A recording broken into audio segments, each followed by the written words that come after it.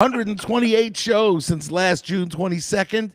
It is great to be here, and we have interview week during the 9 days between the 1st of Av and Tisha B'Av. It is interview week, Monday night, Wednesday night, Thursday night, and in studio tonight we have the legendary trumpet player of Shlock Rock, but he's not only the trumpet player of Shlock Rock, he is the trumpet player of a lot of Jewish music bands, or at least one specific Jewish music band. He'll tell us all about his career. We welcome into the studio, into the Four Corners Project studio here in Beit Shemesh, Israel, Jordan Hirsch. Welcome, Jordan. Thank you. Thank you. It's so nice to be here. What a All pleasure. right, it's 128 shows. I could have been here a little earlier. I don't want to talk about it. You had to get the waiters from Leonard's on the show first before you could have. You have to get the waiter from the Young Israel Kew Garden Hills to come. No, I don't know. I don't know if Shlomi Ash would like to be called a waiter. I don't know. I was in Shlock Rock before Shlomi Ash could spell Shlock Rock. So that was very funny. That was very funny. Your brother was on before you, but I know. By the way, my brother wouldn't have been in Shlock Rock if it wasn't for me. That's right. You, as a matter of fact, I found this out through the interview, because you introduced us to Dave. Dave introduced us to Roy. Right. Roy is the drummer that played the most shows with Shlock Rock out of any other drummer. That's amazing. So it's all because of you. Well, the truth is, I actually, that's not something I really, really enjoy, is making musical shidduchim, making musical matches. And I remember you came to me when Mark was moving out Midwest, and you said, I could use another bass. I need a bass player because my bass player's moving. And I said, what? And I'll tell you, so here's the interesting part about that. That was at a time, one of the reasons why I thought of it is because my brother, I don't know, I guess he had moved back to New York fairly shortly before that. He had started becoming interested in Judaism and in other, observances, and he wanted to play again. He had been doing like a day job. He had been doing like an office job, and I remember he wanted to play, and he was saying, I don't know. I said, and then you mentioned it to me. I said, what a perfect thing, because he, growing up in the house, I was the younger brother, and it was a big deal for me, as a kid, that my brother, my cool older brother, would have always had like rock band rehearsals in the basement in our house in Muncie. And I always thought that's such a cool thing that he was like, he's a real, dedicated rock and roll bassist and knew a ton of repertoire, which, let's face it, for Shlock Rock, you really have to know a lot of songs, because I know that you go very far afield, right? All different styles, and you or yourself, as someone who loves rock, what's something I really admire about you, have like this kind of encyclopedic knowledge, I don't want to say you and Steve Van Zandt in the same breath, but it's a similar approach. I'm not as good as guys like the Kraz, Alan Kraz, and those rock and roll. J.J. Greenberg, Oliver Shalom, knew rock and roll. I really was a pop guy more than we all, you grew up in Queens. I understand. That's what it was. But also, I started off with Jewish music. I started off as I was talking to Avrami. Avrami was my last interview. Avrami. Okay, we're not talking about this. We're not talking about. It's really all guy. About dates. Okay, but Avrami also grew up with Jewish music. We grew up with Jewish music first, and then afterwards, did I get into the Beatles and? Were you a performer of Jewish music as a kid? Yes, I was. Because Avrami was in like New York School of Jewish Song. He actually I wasn't in any official capacity as an accordion player. I remember you as an accordion player. I played every Jewish song, that I learned, that it was a natural fit. And that's very, very funny, because the first question that I wanted to ask you was, when I started off in the business, the first thing people asked me was, do you make a living from this? We're one of a few souls that make a living doing music, but specifically Jewish music. I mean, we even though you might do other things as well, Jewish music was really, and people would always say to me, so you make a living from this? So did they ask you that question? No. I mean, yeah. Sam Claver always used to have a very funny, you remember Shmoo Claver, of course. Of course. from Ruach, and we'll probably mention his name again. But Shmuel Kliber always had this funny thing because when people would come up to him at weddings, and what a great drummer, he was a great drummer. Oh, Um, and unbelievable. has some health challenges lately for mobility and stuff. But I just did a family wedding for him, and he was just as witty and as sharp and as an amazing guy as he has ever been. But so people would see Shmuel on a wedding, and they would say, so well, I get it, you play drums, but what do you do during the day? And he would Right. say, I would say, I'm a shepherd, or I'm a Yes. gladiator. He would say I'm a gladiator. So Yes. I, I I don't think I make a living from Jewish music. I don't think I have in a while, but I make a living from music, and now that means teaching, because for many years I taught in a small private school on the Upper West Side, and so that was like it was probably about 50-50 in favor, 50-50. Well, 50-50 is not in favor of anything. So 50-50 teaching and playing. I also the business of Jewish music is a way that I made money. Meaning you deal with clients and booking bands and whatnot, and that's also Right. a nice way to make some money. Right. And then the Jewish music. I mean, what do you call Jewish music? For instance, for a year and a half, I played for the National Yiddish Theater Folksbiene when they did the Yiddish revival of Fiddler on the Roof. Right. So We were gonna. That's part of my the questions right. that, of course, I'm going to ask So you so about. so that Jewish music? Is that commercial theater? To me, it's all music, Right. and it's all That's about true. making people happy. So if I'm making someone happy because I'm playing at a concert, or if I'm making someone happy because I'm playing, klezmer music, if I'm making someone happy because I'm playing in a rock and roll band in a bar, it's making people happy, and I get to do it with my trumpet.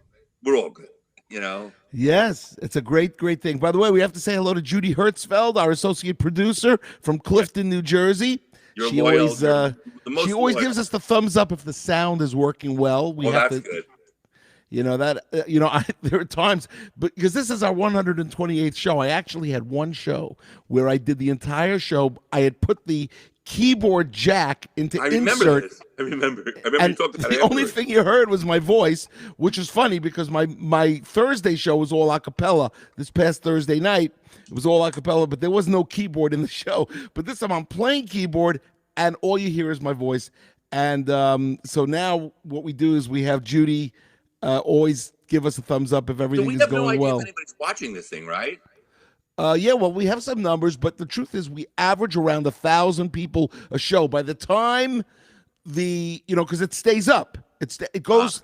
But and this is a good time. You're segueing me into my paperwork. For those of you watching from Facebook, we have 4 channels on Facebook that it goes to: the Lenny Solomon English page, the Lenny Solomon Hebrew page, the Shlock Rock page, and the Four Corners Project page. And then we have 2 YouTube channels: Shlock Rock and the Four Corners Project. We have a Twitter account at Lenny Solomon, and we have LinkedIn. A link on Ethan Bill is watching. Ethan Bill just checked in. Hey, All right. So the thing is that we go to 8 different outlets. Now, while we're doing this live, we might only have 10 to 12 or 15 or 20 listeners, but by the time the show is out there around a week, it's close to 1,000 viewers, that's amazing. which is really unbelievable because when I started this on June 22nd a year ago, and the reason I started is because there was no work. There's no concerts happening. I started on June 22nd because that was the anniversary of the beginning of Hitler's invasion of Russia, which of course led to his downfall. I did not know that. I know these things. Operation Barbarossa. You're a real historian. I'm a real nerd, maybe. Okay, so listen, let's go. First thing is tell our listeners how you picked trumpet. Really an unremarkable story. Okay. I grew up in. I hate to say, people actually ask me that. Oh, did you fall in love with the sound? Did you listen to a Louis Armstrong record when you were a kid? And my parents had all sorts of great records. But no, what actually happened was I was in a public school in Muncie, New York. Yes, there were times when there were public school students in Muncie, New York, and there was a school around the corner from my house. So I went to school, Right. and I did my brother, and my sister, my other younger brother. If you passed a test, you could get a free instrument. They had instruments in the school, so if you pass like a little musical aptitude test, you get a free instrument. So I passed the test and I got a free instrument, but I was in 3rd grade. So in 3rd grade, they would only give you a violin because they wanted to make sure they had enough string players, and because it's hard to start larger instruments, brass instruments. You can't hold it up. So I played the violin for a year and I hated it. So, which may have been related to the fact that I didn't practice, so I never really get my chance to get good at it. So don't listen to me, kids. Practice. I know, but violin is the hardest instrument to learn. Actually, people always ask me, when people come to me and say, "What about their own kids? What instrument? What's instrument is easy to start with?" And I say, all instruments are hard and all instruments are easy. The question is not whether they're hard or easy. The question is, at which point in the relationship is it hard? So violin, you get a sound right away, but getting good at violin is hard. Trumpet, you might be hard to get a sound. Once you can get the sound, that's great. But then you have the challenges come at maybe different stages. In any event, I passed the test. I got the violin. I didn't like it. At the end of the year, I said I want to play a different instrument, and the teacher said, "Okay, at the beginning of next year, you'll come back to me and you'll choose an instrument." So I came back to him at the beginning of next year, and I said, "Well, I want my free instrument." And he said, "Mr. Wise, by the way, Murray Wise, a great music educator. He's in his 80s. He's still with us, living down in Florida. A wonderful, Hamish, beautiful guy. Taught me and my brother, and so shout out to Murray Wise. I hope you're enjoying retirement, which has been going." And so he said, "Well, yeah, you can have any instrument you want as long as it's trumpet, because that's all I have left." So that's what you play. That's what you picked. Yeah. So, but you're a great trumpet player. You've become a fantastic trumpet player. Well, that's very kind of you to say that. I mean, it's a constant. You really had to struggle.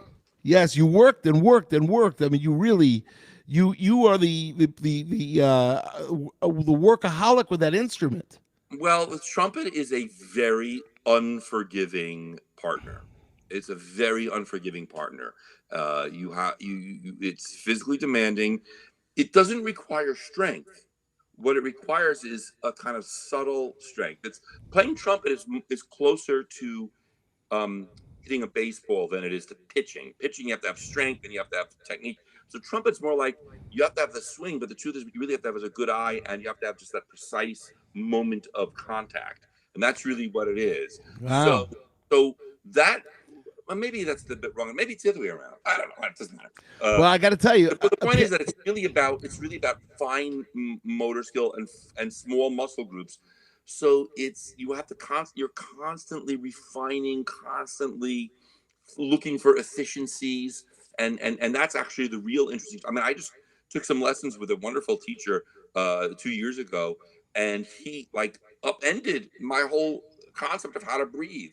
And the truth is, as I get older, I'm in my late 50s, looking for those conceptual shifts is how you figure out how best. So what you're actually saying is what pitchers, when they start off, they throw fastballs, right? Pitchers throw fastballs. And then when they get older, they have to learn how to pitch. They lose a couple of miles an hour on their fastball. All of a sudden, they're very hittable. So what they have to do is they have to learn a curve, and they have to be able to place that curve in the precise location. Right, but if we're going for the analogies, it's not a question of that so much. It's not just, although that's also true, but it's about efficiency. It's about being able to throw a 95-mile-an-hour fastball, but to do it with less strain on your body. That's the trick. So that's the idea. You got a guy who's all muscle, like what's his face? He pitched for the Yankees. He would throw 100 miles an hour and he would throw the straight ball. Remember? He was a reliever. Yeah, they're killing him now. Our oldest Chapman, they're killing him. Not Aroldis Chapman. Chapman has other problems. He's a head case. But he's got 100. Throws 105 miles an hour. They hit him out of the park. It's unbelievable. Well, anyway, let's get away. Pitcher will catch up to any major league pitcher. Let's go. But that's why it's a constant struggle, because you're constantly looking for efficiencies. Now, my earliest memory with you, and there must be earlier memories, but my earliest, and you know where I'm going. It's San Juan. Mm-hmm. Me and you, Avi Meza, Avi Feinberg, Shlomo Horowitz. Good catch. In San Juan. Great guy. Who? In San Juan, the five of us, and we went to play this wedding. I wasn't supposed to be there. What? I wasn't supposed to be there. Those are the. I hope I didn't know that. I hope the TSA is not listening. This is about 1983 or 82. Yeah, it's supposed to be Charles. You didn't even know me. I didn't, but it wasn't my gig. It was Avi Meza's gig. Right. So Avi Meza, Really? Mesa wasn't hiring me then, whatever. So Mesa hired Charlie Abrams. Right. I remember that. And again, if you're And he listening, couldn't do it for whatever reason. He either got sick. I had to go to the gate and say, I'm Charlie Abrams. And they said, okay, get on the plane. That's what we all did back in the day. Do you know, back in the day, whenever I flew. We could get away with anything. Yes. That's the. And ladies and gentlemen, you have no idea. 1984, I'm supposed to do a gig. I'm supposed to do a gig in Elizabeth, but I'm stuck in Chicago. And we get to the airport 20 minutes before the flight. I take $20. I slap it into a SkyCab's hand. He takes my 70-pound keyboard, rolls it right on the plane through no security. It's 1984. No security. If you were flying People's Express, you had to get there on time because it was like boarding a bus. Once they ran out of seats, they ran out of seats. I got into trouble once with Nagina because I was at the Homo Act on a Saturday night and I stayed up late. I maybe was talking to somebody, from Queens, and I drove back to Muncie at 3:00 in the morning. Slept on my couch in my parents' living room. I get to the airport 20 minutes before departure, so I'm on time. And they said, "Yeah, take him on the plane." So Shelley Lang who's a lovely guy, and I know him for many years, and he still is. So mad at me because I missed the flight. I said, "Shelley, I didn't miss the flight. I got there on time." He goes, "You missed the flight because you didn't get on the flight you were supposed to." And I said, "Well, I'm sorry." And I got on the next flight. I got to Rochester. But listen, some of the guests at the wedding also missed the flight. It was a gig up in Rochester, and I remember that gig very well because Danny Rubenstein, the great saxophone player who we just lost this past year. He was a wonderful guy, wonderful player. Danny Rubenstein I sat down with him when they fed the band, and I sat down with him at the table, and he said, "Okay, kid, watch me." And he goes to the bartender, and he goes, "Let me have a scotch." And he gives him like a $20 bill as a tip. I'm like, "What are you doing?" He says, "Watch what happens." And then all night long, the bartender and the waiter were bringing him food and drinks and everything. He says, "That's how you go out of town." Really? Says, that is a great. A little money, it'll take care of you the rest of the way. That's an unbelievable story. Right. It's really unbelievable. I mean, we have a lot of Rochester stories. We all went to Rochester. Yes, well, that was more recent. We don't have to get into that right now, but we can get into it. Unfortunately, but the San Juan wedding. Let's just talk for 2 minutes. Yes. Mayor Kahana is Masadar Kedushin. Right. And you, it's Mayor Kahana fan in the world. And you are not the Mayor Kahana fan in the world. And you had it. You confronted him with his. It wasn't. I don't want to say it was a confrontation. He said something, and I questioned what he said. Yeah. But why? The interesting thing is why. It's because here's the interesting part of that story that I think you're not remembering, or maybe you're not mentioning. The bride and groom were the only religious people in their family. Of course, yes. So there was they didn't have a minion they didn't have any people who knew to go to the chassanstish, the groom's reception.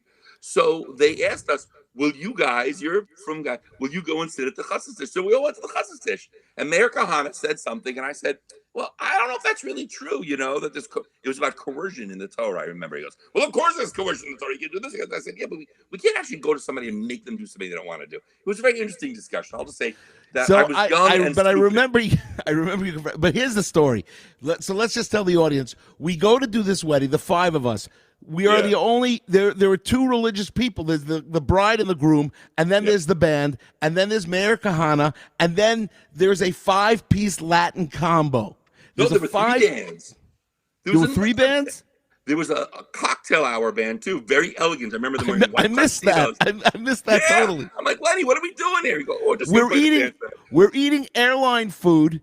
Yeah. We're eating airline food. They don't want to dance to us. The only people that danced there were very few people dancing to us. Right, the cousin and Kyle and a few people in the family. But when the Latin band came on, they went berserk. It was unbelievable. It was a great Latin band. It was Puerto Rico. It was San Juan. People knew what they were doing.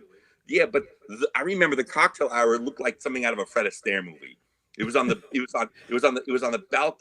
balcony of the hotel, overlooking the ocean. It was gorgeous. This Latin band, everyone's good looking, dressed in white tuxedo jackets. Yes, the whole thing very elegant. And then there's you remember that we're holding 5 sloppy guys in New York, and we're holding chuppah poles because there was nobody to hold the chuppah pole.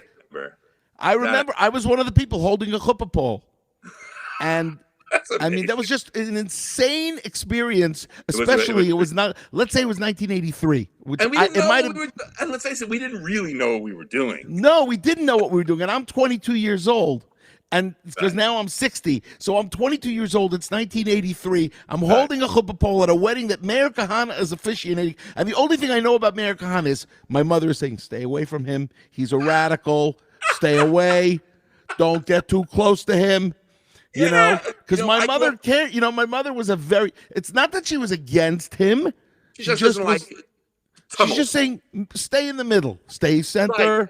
It's so funny. It's actually interesting because I'm not a big fan of Meir Kahana, but I have to tell you, my father, Oliver Shalom, I wouldn't call him a fan of Meir Kahana's radicalism, but he had a different way of looking at it, which he told me later, like a little, B'derech Musar. He said, when I was a teacher in the New York City public school system, and I got targeted because I was Jewish, and this was at a time when there was a lot of unrest in the public school system in the late 60s, early 70s. And he said, I went to the ACLU for protection because I was being pushed out because I was Jewish. And the ACLU said they really couldn't do anything about it because you have to have something actionable that you can take to court. And he said, when I called the JDL, he said, they said, we're going to come in and keep an eye on you, make sure that nothing happens to you. So he says, no, he says, I'm not in favor of violence or radicalism. He says, but I give a lot of credit to a guy who says, I'm going to stick up for you. So I always, I critique Meir Kahana on policy and on concepts and on certain things. But he was he loved Jews. He loved Judaism. He loved. Well, Jews. He was a more complicated guy than that. Yossi Klein Halevi wrote a very good book about that experience. But anyway, it's unbelievable. Do you realize that we've been going for 21 minutes and we haven't even gotten into Shlock Rock yet? We haven't even gotten into you in Jersey NCSY with Mark Infield, Jonathan Rimberg, Shmuel Wasserman on drums, right? That's actually the second version of the band, right? Jonathan Rimberg and I started playing NCSY Shabbat. Mark was the veteran musician. The Chazan of Shlock, he was already more experienced than us. When I remember being, my first NCSY Shabbaton where there was a band. Well, my first NCSY Shabbaton where there was a band was Muncie in 1975, and I'll tell you who the band was. It was Shema Kolenu. I remember Shema Kolenu. So they were actually doing a Shabbaton in the United States. It was Zale Newman, and I don't think Matti Kornfeld was there. I think he was in Israel already by then, but he would do the recordings. But it was Zale Newman, and I don't know who else was in the band, but I remember meeting Zale Newman. That was my very first NCSY Shabbaton. My second NCSY Shabbaton was Winter Regional of that year, also in Muncie. And I think Mark Infield, as a ninth grader, might have been playing in the band. Wow. Right, he was a kid. He was from Fairlawn. He was from Fairlawn. I think his family may have been originally from Patterson also, but I don't really know. I never asked him about that. That's funny. Actually, I owe him a phone call. Mark was already more experienced than us because his father, Oliver Shalom, a lovely guy. Remember Mark's dad, right? Yes. His father was very supportive of him playing music, and he got him drum lessons with a well-known Broadway drummer named Joel Rothman, who also, by the way, taught Shmuel Wasserman for a while. So Joe, and just to show you another NCSY connection, Joe Rothman for a while was married to I don't know if you remember the Amzels from Teaneck.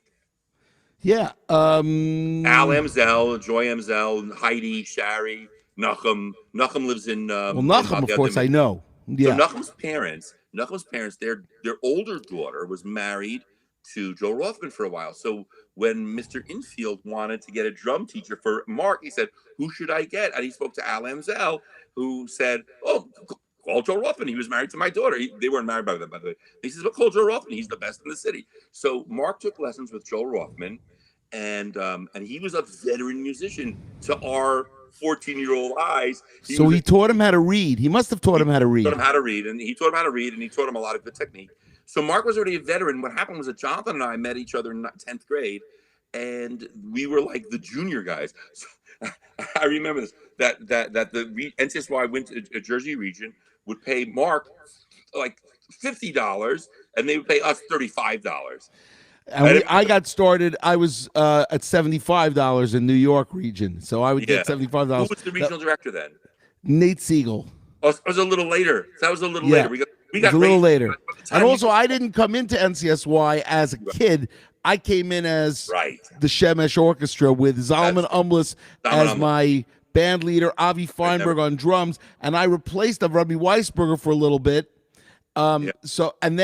It was such a unbelievable, really, if you think about the experience. And then Right. I never thought I was going to do this for a living, and I got a degree in accounting, but and I worked as an accountant for 3 years. But Well, they wouldn't. So they wouldn't let me and Jonathan play spring regional until until the big events, until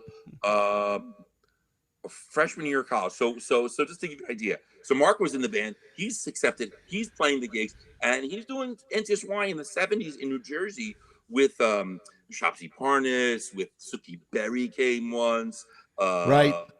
Mike Septimus, who's it's still wonderful Mike guy. Septimus is a fabulous accordion player. Mike Septimus, and he's also a brilliant guy, a very interesting, a tiff guy. So Mark was playing in the band with those guys, and they wouldn't let me in. So finally, they allowed that I was going to play in the band. I have to tell you, I had to fight.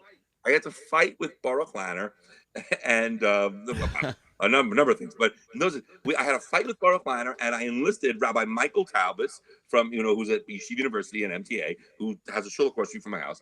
I enlisted Michael Taubes to help me because Michael thought, Jonathan Rimberg is great. But Baruch was nervous because Jonathan wasn't as experienced. So this is how we got Jonathan. So we got Jonathan to play at a Shabbaton in Englewood, and we didn't let Baruch in the room. We just said, "Can you hear the band? What do you think?" Sounds great. And then we brought him in the room, and it was Jonathan, and he says, "Okay, I guess you guys are right." So that's when Jonathan played his first spring regional with me and Jonathan and Mark. But me and Jonathan and Mark had already been playing the local. See, in Jersey was different than other regions. In Jersey, we had 30 Shabbatonim a year. Yes, you guys were training on the local Shabbatons. We did in 11th and 12th grade. By the time we were graduating from high school, we had already done 50 Shabbatons. Wow. Right? But that's unbelievable. School came along later.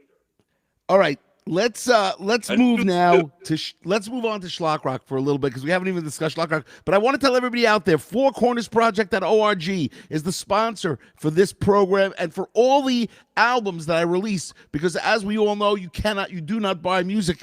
Well, most people don't buy music anymore, and so we need your support to go out to the fourcornersproject.org website. Donate, make a donation for the year, small, big, long, whatever you want to do is fine. We had a very nice donation last week after my father's 20th Yurtzeit show. But this is our 128th show since we started. We did 120 shows in year one. We've got great plans for year two. Plus, I'm working on a bunch of albums. So I would tell everybody to go to the Four Corners Project, make a donation.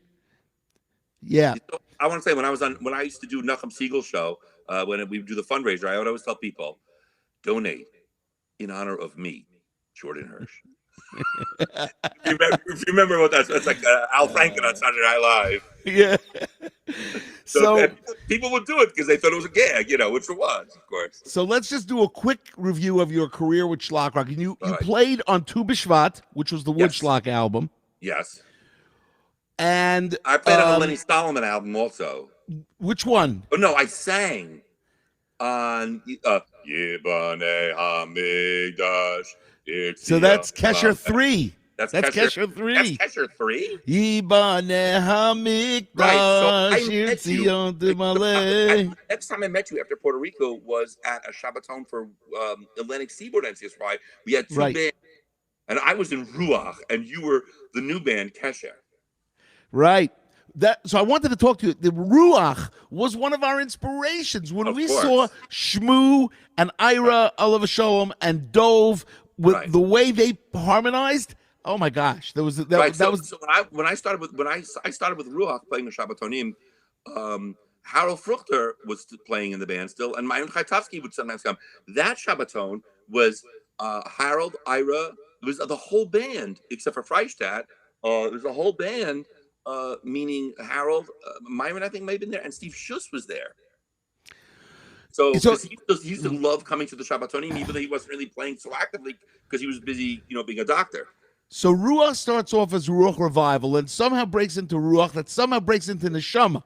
Well, so that's just a business that's just a business change. They Alan Freistadt was a partner in what the happened was show. so yeah. So what happened that I think Nagina owned the Ruach name because Nagina Ruach. Oh, I didn't know. So Nagina, I think Ruach became part of the Nagina stable. They'd send out this band, and that was really Shmuel and Ira and Alan Freistadt and the Harold Fruchter and the singers, and they would do their thing with all their tunes from the recordings. And by the way, it was the model for me and Jonathan and Mark too. We used to practice Right? all We those songs. love that. We all, I still do love it.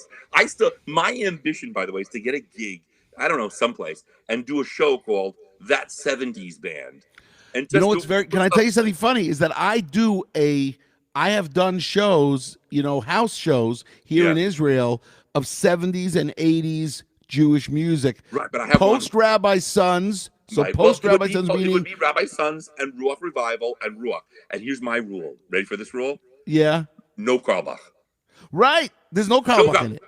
We don't need a Carlbach. But I don't even have Rabbi Sons in it. I have Ruach, then I have Safam, and I have Diaspora. I have Magama Duo. Right? All the stuff we used to do. And for me it's a piece of cake because it's I still play with Jonathan a lot. I work for his band nowadays, and I'll sometimes say, "Come on, Jonathan, let's do." And Jonathan's like, I want to do my job. He I love doing that old stuff. I love it doing when it happens, but whereas when I play with Gersh and Veroba, we're like, oh, let's do Atal Chonein from Ruach Revival. Let's do this song. And Gersh, knows a million old songs. So everyone has the thing that they like. What can I tell you? I know. So 1995, right, 1995, you played Tu B'Shvat on the Woodschlock album. You also were on Kesher 3. Were you also singing with us on any earlier Shlock Rock albums? Like you might have been on Learning is Good with Shuby and no. You know on that one? Nope. Not a Barbanel. In the middle of Bless On It, Boogie in the Shul, we go 999999999. So that I was already doing live shows with you before that. Before 1995. So my involvement with Shlock Rock was more the way I remember it is that if we were doing an NCSY event or if you had a live show where they gave you a budget, you would have a horn section. So That's right. That with Dave Bogner and sometimes with Danny. Sometimes we get another sax player. So that's what I remember. And then later years, of course, my Shlock Rock playing was more with. Here's my imitation of Lenny Solomon. Okay, now I hope you don't get. Oh no, it's your turn. Jordan. Hey Lenny, how you doing? It's great to hear from you. I guess you're in. I'm doing some shows. Listen, I have a show tomorrow, and this is the show in Allentown. I have a show tomorrow in Allentown in a minor league stadium, and Rinny can't make it, and Innie can't make it, and I called I called Danny Block is back in Israel, and Gary Wallen can't make it. So you'd be perfect for it, and you did it. First thing is Mike Roth is in and says hello. Oh, Mike Roth played with Shlock Rock. That's right. Now, I want to just tell you one thing. This guy, Noah Kaplan. Noah, I'm just saying hello to you. You want to hear some music. Next week is when you hear music. You don't hear music this week. This week is the 9 days. And what is the 9 days? The 9 days between the Rosh Chodesh Av, the new moon of Av, and Tisha B'Av. So next week, these 9 days, you're not allowed to have live music. And even though this is not really live. In other words, you could get away with playing piano, but. And I remember when we were young musicians, we asked Rabbi Wasserman, Shmuel's father, a shaila about that. We asked him a question. And what did he say? He said, you guys can go hear music. You guys are, if you're going to hear music and you're learning and you're studying and it's all part of you can go hear music because that's part of it's your job. But for other people, no. But he says for us, we could go because we were going to hear music that was going to, we were going to go study. But I will say something. I have some feelings about this. And, I don't know how you feel about it. There are a lot of heterim about music, a cappella, do this. And I always feel like, it's a big thing. Rabbi Adler from Rinat Yisrael, where I davened for many years, he always said, there's a difference between Ramosha Feinstein, one great gadol, and the Rav. He said that, the approach is that the things of mourning that we do, let's say in Sphira or in the 3 weeks and 9 days, if this is usher and that's usher. And the Rav always said that it was really about what was the purpose. It was called, what he said was Simcha Bereis, right? The idea of Right. celebrating together. So to me, I always felt like if you're having a celebration, doing this to figure out a way to have some kind of music, to me it's like, no, don't have a celebration. It's 9 days. Right. It's Acapella, definitely acapella's not a heter. Acapella's not a heter. Michael Roth writes the 3 weeks were Right. always for going to the village jazz clubs. Right. That's what we did. That's correct. But I never did that. So I didn't That look. wasn't your thing. No, I wasn't really a jazzer. Right. And even to today, I'm more into pop music, and I'm looking for that ultimate. It's very, very funny. You remember Aubrey Sharfman? He was a great piano player, really good piano player. And he lives in L.A. And I visited him when I was out in L.A. And he says he wants to write the perfect song. And I thought to myself, you can't write the perfect song. The perfect song is everybody has got a different idea of what their perfect song is. So. But I didn't want to tell him that, so he's still working on the perfect song. Yeah, I'm working on a song. Carlebach had it right. Rabbi Shlomo Carlebach wanted to write a song that everybody would want to sing. That's what he would ask for a bracha, and that worked because we do play his music. Okay, wait. Noah Kaplan writes, last time I heard you live was in 1998 in Yerushalayim. It was a great show. Yes, we do. Listen, that's already 1998 is 23 years ago. And I'm still only 25 years old, so I was two years old at the time. I told you this, but it's one of my ambitions is that you should come into, and we should find somebody with deep pockets. And I would love to do the Lenny Solomon Shlock Rock Rhythm and Blues review, like the Blues Brothers, have a real horn section, rehearse the band, and just great. All that. I would love to do that too. That's my ambition. So you played with us, you're speaking of big shows. We did Queens College a number of times. Yes, and we did Hackensack, Uri Denurier Auditorium. Oh, Uri Denurier, that was a great show too. Yeah, sure. And what about when I still had hair? What?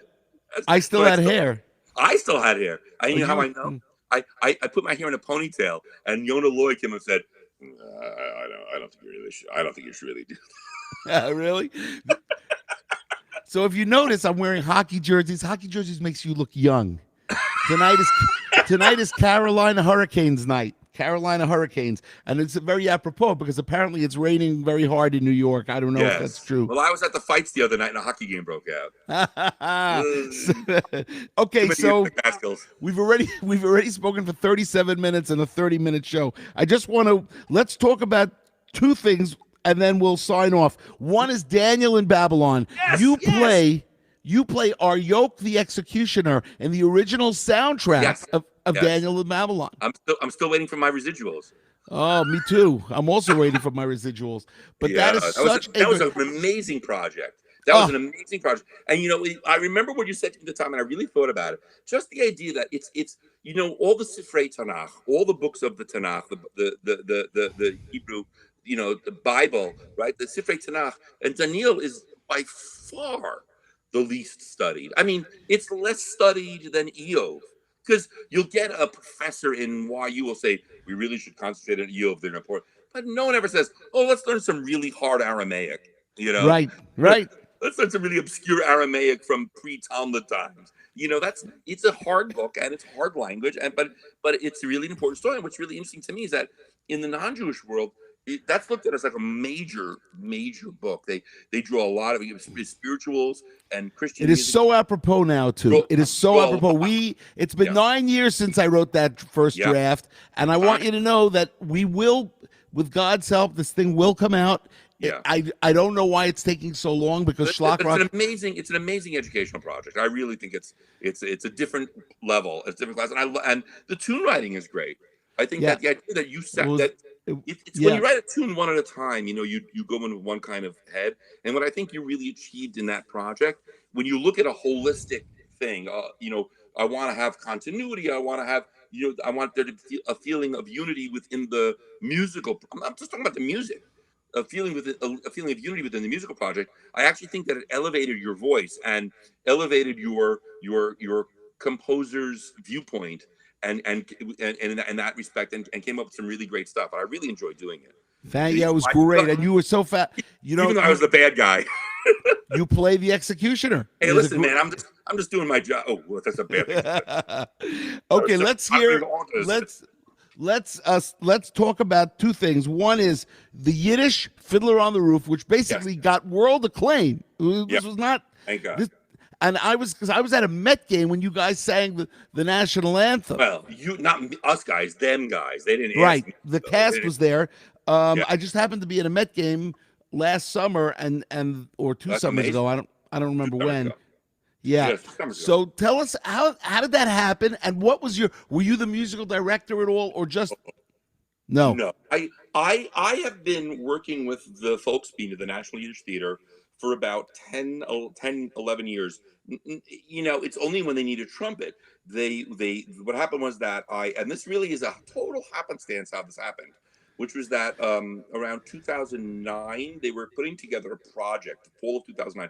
It was after my younger brother, Adam, unfortunately passed away. And I was kind of like despondent. You know, it was a very rough year. Remember I had the kid brother and he passed away. It was a very difficult year because he was young and it was unexpected. And I was kind of just in a bad place. What happened was that the Folksbiene was doing a partnership with a theater out here in New Jersey, University of Montclair State University. They have like a performing arts program there called Peak Performance, and they were doing a partnership with the Folksbiene to put on this show called Schlemiel the First, which was written by a guy named Robert Brustein, who is like one of the major innovators in American theater. He started the Yale Repertory Theater, the Harvard Repertory Theater. He's like a major educator and playwright and theater person in that world. And he wrote a play, a musical using a story from Shalom Aleichem story about the wise men of Chalm. The Schlemiel is the Shalom Aleichem story, and he got Hank Snetsky from the Klezmer Conservatory Band, who's an amazing teacher and musician himself, to assemble a score, which was essentially klezmer tunes and Yiddish songs with words written to fit the story. So this is the project, right? How do I fit in? So when they put it on, they last put it on like 20 years earlier. They put it on in Boston with the Klezmer Conservatory Band. Now they want to put it on in New Jersey. They haven't done it like 10, 15, 20 years, something like that. They want to put it on in New Jersey. They can't get the whole Klezmer Conservatory Band down. So they got some musicians from the Klezmer Conservatory Band, and they need a trumpet player. So they don't know who to hire. Now, I knew Zalman Mlutzik, the musical director of the Folksbiene, a little bit. Right? So I knew him socially more, although I played with him in the Catskills back in the 80s and 90s when he was playing with Mike Burstein, the wonderful theater performer. So someone says, Margot Leverett, who's the clarinet player, who was the original clarinet player in the Klezmatics. So Margot Leverett has been hired to play clarinet.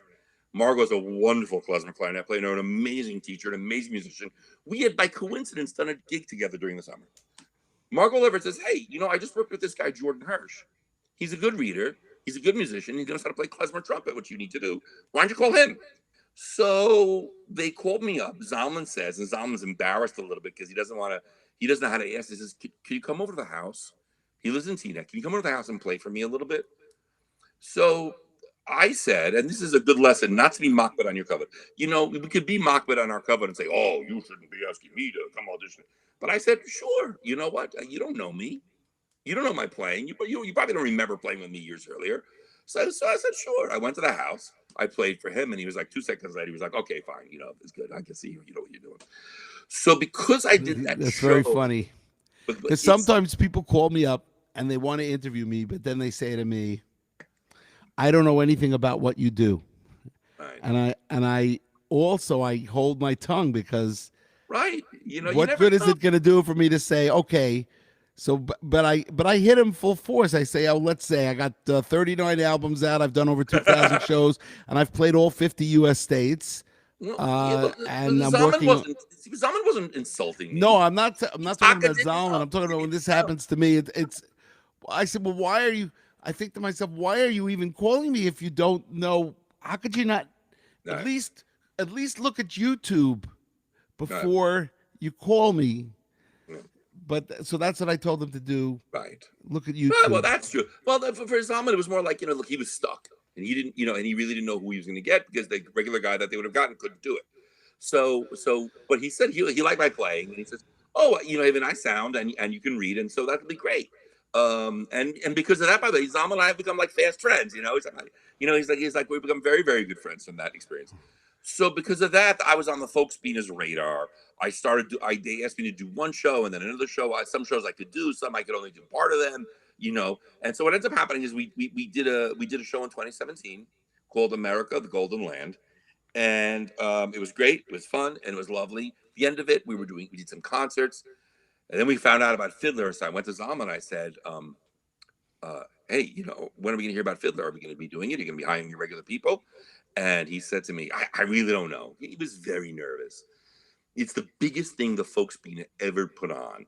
And it was the Yiddish Fiddler. Yeah. Yiddish, right? But it's an enormous undertaking because you're dealing with a very well-known commercial, Broadway piece, which means playing rights and all sorts of legal stuff and dealing with the estate of some of the creators and dealing with the one last living creator. There's a lot of money involved, a lot of business. He really knows it. In the end, I got the call to do it. So I got the call because I was on the radar. I'm the Folk Spina guy, But that's really why I had never done such a big project before. So Hashem set you up. Hashem set you up, and because you were mevater, you gave away, you gave in on your honor, on your kavod, right? Well, in other words, you could have said, you want to hear me play? You want me to come over to your house to play? But instead, you went over, you humbled yourself a little bit, you played, and that opened up the door. And ladies and gentlemen, by the way, it opened up the door not just to the opportunity Fiddler. Here's something more important. It opened up the door for me for friendships, right? For real relationships with amazing people, amazing artists, generous artists who give so much and who welcome me into the family. And you know what? Oh, listen, believe me, I need the gig, and I'm happy to have done Fiddler. But the people ask me, what was it like? I said, the truth is, it was great. We get to do a lot of gigs. There are gigs. But what was really amazing is working with such amazing, generous artists, generous, humble people who were really good at what they do and who were really generous as people. You can be a generous person giving money, but to me, this generosity of the day-to-day relationships that you have with people, it was really amazing to work with those people. So I got the gig, and what happened was that here's one funny thing I'll tell you. So when we got the gig, we were all intimidated. It's a very big project. And it's the most serious thing that the Folk Spina had done in terms of commercial outreach. And although they did an amazing program that I couldn't be a part of because I couldn't make my schedule work, called The Golden Bride, which is another story altogether. So we did the project. We get to the first rehearsal, and we're all nervous. I had been practicing for weeks and weeks and weeks, playing along with the cast album. And I get to the first rehearsal, and the baton comes down, and we start playing, and it just felt so good. When we got to the wedding music, we were playing it really straight. When we got to the wedding music, I thought to myself, well, what can we do to make this different? So I said to myself, let's play it like Jewish music. I know we have to play the notes on the page because that's you're required to, but let's play it like Jewish music. Let's make it sound like a klezmer band. So I started. Now, why was it me and not the clarinet player, who's a great klezmer clarinet player, Zizos Lubavitch? Because I come in first. He doesn't come in until a little bit further down. Right. So I come in first, but he hears me and he's like, "Oh, we're having fun? Great." So we went nuts, and we just played the whole thing like a wedding band, and Zalman was so happy with what we did. And what we figured is that Joel Grey, who was the famous director, famous actor who was directing us, I figured if he doesn't like it, he'll say, no, play it straight. And he loved it. So we realized we had something special from the orchestra point of view. Joel Grey is a superstar. He's a superstar. I got to see him like every day during rehearsal and a couple times a week. He's an amazing. By the way, he's a big Baal Midos too. He's an amazing Baal Midos. He's really? Just, a total mensch, total humility, a loving guy. He is the most amazing person who knows what's important. I want to say that he knows what's important. It's unbelievable. Okay, listen, we have to bring this interview to a close. I think we've broken all records. 49 minutes. Well, I didn't even tell you any jokes. I know. Well, yes, you did. You started off with a joke with mate. I've had every waiter on from the Catskills before you, so we start off with a joke. Catskills just I learned want to tell everybody. Wednesday night we have Brian Gelfand at 10 p.m. Oh, Thursday night we have Jonathan Rimberg 10 p.m. Jonathan Rimberg will tell you the true version of our story. And ladies and gentlemen, next Monday night we will be doing a post Tisha B'Av regular musical show for everybody next Monday night, which will be show number 131. So today is 128, and we hope you've enjoyed it. Everybody out there, we want to thank Jordan Hirsch, Shlock Rock Hall of Famer. You could read more about him on the Shlock Rock website. There's a nice picture, and also right? If you see him on the bandstand, you go up there and you say, "I saw you on Lenny Solomon Live." Keep on shlocking, everybody. Give to fourcornersproject.org in honor of. You better believe it. I agree. Jordan Hirsch. Amen. In honor of Jordan. In honor of Lenny, who does so much for everybody. Thank you, Lenny. Thank you. All right. Oh, man. Keep on shlocking, everybody. See you Wednesday night, 10 p.m. Israel time, 3 p.m.